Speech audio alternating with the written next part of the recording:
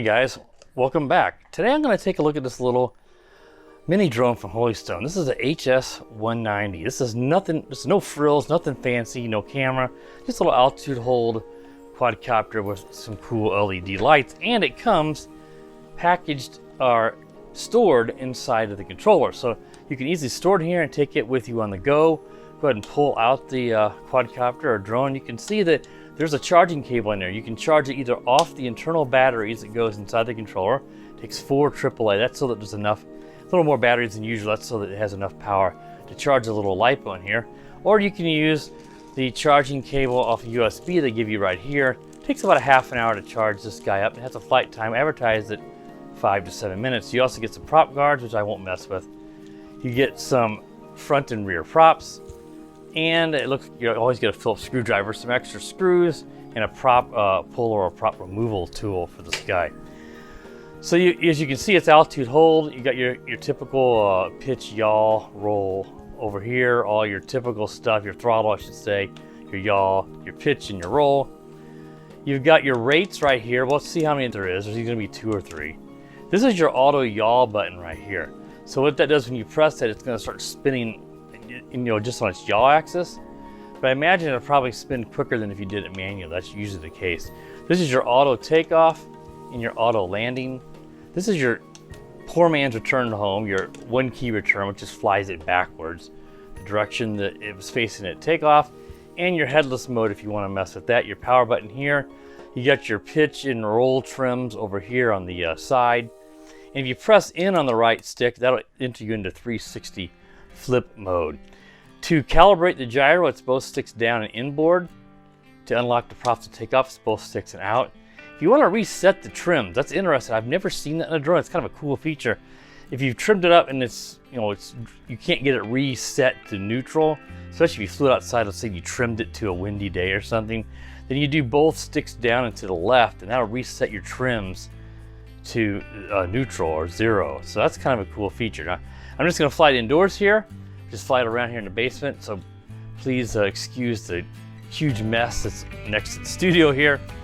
It's too windy to fly outside, say for a little foldable, tiny, almost micro drone like this. So you just fold the arms out until they are sort of locked in place.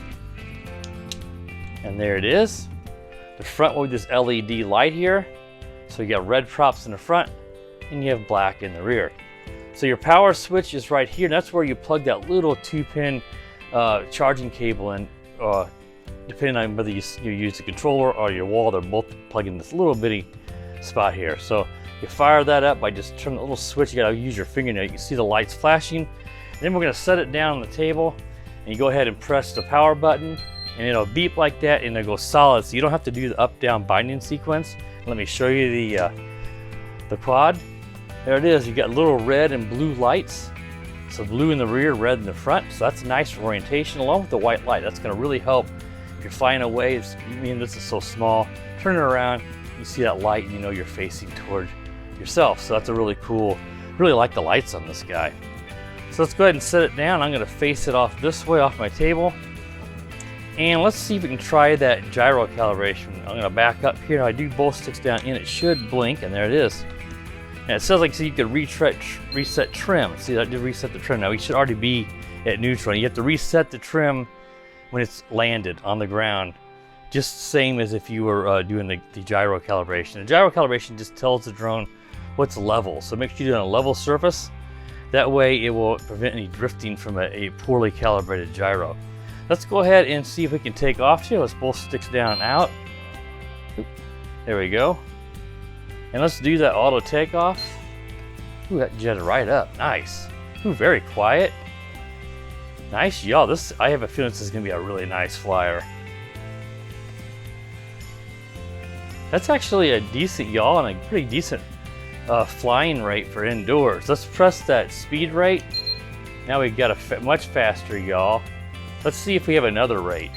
Now we have a 3rd rate. Well, that's really fast. Now that's gonna be tough indoors, because look how quick that is. So your yaw increases and the pitch, but it's gonna get away from you really quickly if I try to fly it in that. So I thought actually the lowest rate, is actually not too bad for indoors. Typically that's not the case. Usually it's just too slow, but I'm going to leave it in this rate. Let's try that auto yaw. Now I'm not going to be doing a whole bunch of flying here because of the limited space, but again, this is difficult to fly outside unless you have a really calm day. So let's just press that. Yeah, there you go. That's kind of cool. I think it looks like it almost pauses. Let's get it down a little lower and try that right here. Get it out of the glare of the light up there. Get a little closer. Yeah, there it goes. I thought it looked like it was kind of stopping, but it doesn't. Just give it some roll there. Watch, if I give it some roll or some pitch, it will cancel it. You don't have to press the button again. So now we know we're facing me because we get the bright, that's a very bright little white LED. And let's try some 360 flips. You ought to do that early on in the flight. Again, 5 to 7 minute advertised flight time. Let's assume it's more like 5. And because when the batteries get low on these little quads, they won't do flips.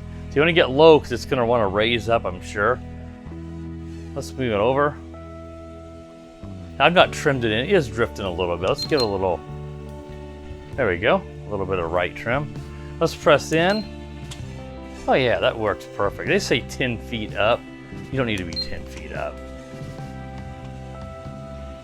If you're indoors, you need to make sure you're low so it doesn't bang into the ceiling. But as you can see, it does not need much area. Some drones will raise up, 3 feet and then they slam into the ceiling as they're trying to make sure they have enough clearance. I have no doubt this thing could do some pretty good funnels. You need to go up to the highest rate. Oop, I pressed the auto yaw. Let's go up to the highest rate and see if we can do a couple funnels without crashing. Yeah, look at that. You need a very fast yaw and a very high pitch or a very high angle pitch to do those funnels, because some of these drones will have a auto funnel. Let's try that. See, look at that, guys. It moves some. I'll try to take it out here because that was probably too close to me. There we see. Oh yeah.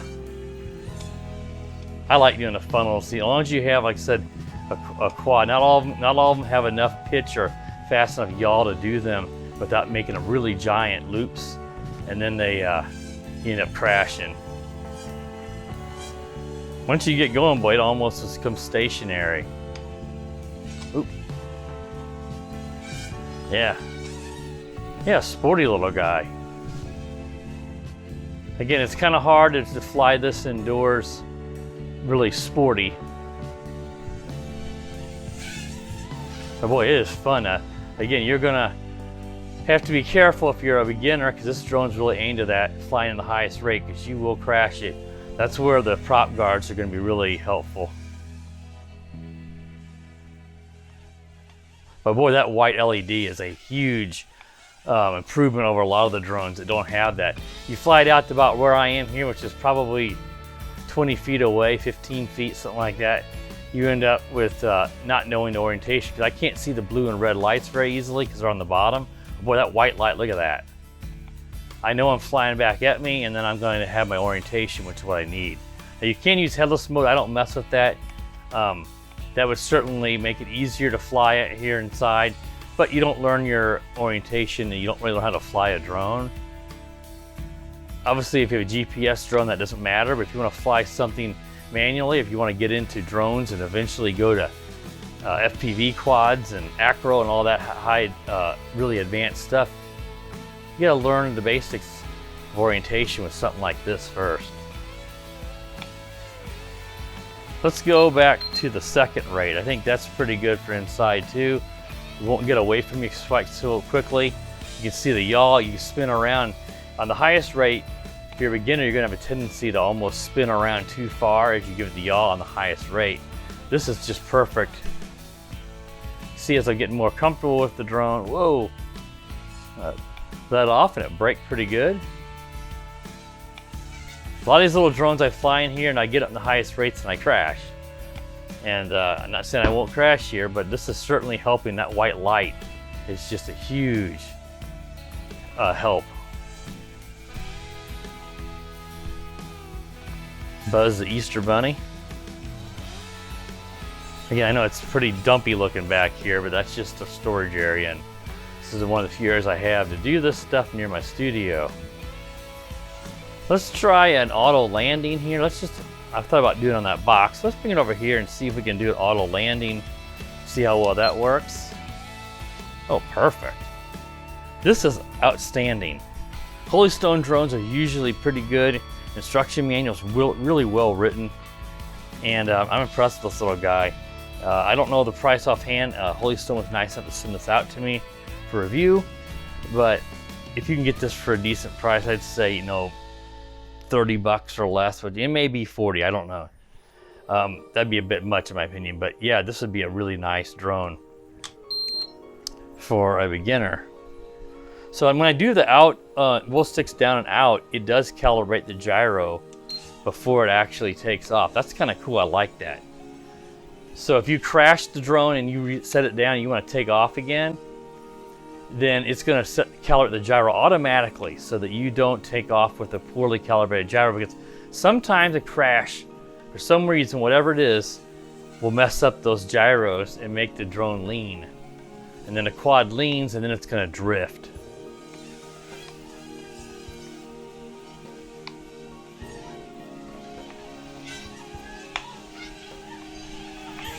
Okay, you can see I'm getting more comfortable. You have every quad, no matter how experienced you are, you have to get used to its controls and on the speed you're on, how sensitive the sticks are on the controller. For a little toy grade drone, this controller works really well. It's very responsive. The sticks aren't clumsy, or some of them will wobble or move before, and those sticks will move and then the drone doesn't respond, and that makes it really difficult to control. These sticks are very responsive. Nice gimbal sticks on this little toy grade drone. Again, I love the LEDs. Yeah. We don't have low battery. When we get low battery, the lights, I don't think, let's see how they're flashing. I do have some flashing red and blue, so yeah, actually they are probably low. So I bet you if we try to do 360 flips, it won't let us. See? I press in and it won't go. That's because at this point the battery power is so low that they're afraid that if you do it, that it's not going to have the voltage to power the motors enough to recover, and the little quad will crash. All right, guys, it looks like it's starting to come down here. We have a little more time left, but let's go ahead and I'm going to manually land it. Can I land it on the box? Oh, no. No. Oh, is it going to crash? Oh, a little bit of a crash. I was trying to manually land it there. But yeah, this is what I like. If you're gonna get a mini drone like this, it's best that they don't worry about these stupid cameras, because they end up with a 720p camera. It's garbage, and it just adds to the price because they have to account for the price of a camera. And they always record over Wi-Fi, so they don't need that. Let's just have a drone that can fly for fun. If you want a camera, you need to spend some money on a good camera drone. Alright guys, that wraps up the review of the Holy Stone HS190. If you're interested in this, there'll be a purchase link down in the video description to Amazon, where I always include any coupons they give me, and I always make sure you check the product page for any clippable coupons, which are very common on the Holy Stone products. If you're new to the channel, please consider subscribing. Why not click that bell? That way you're notified every time that I do upload a new video. And as always guys, have a wonderful day. The power of the dark side.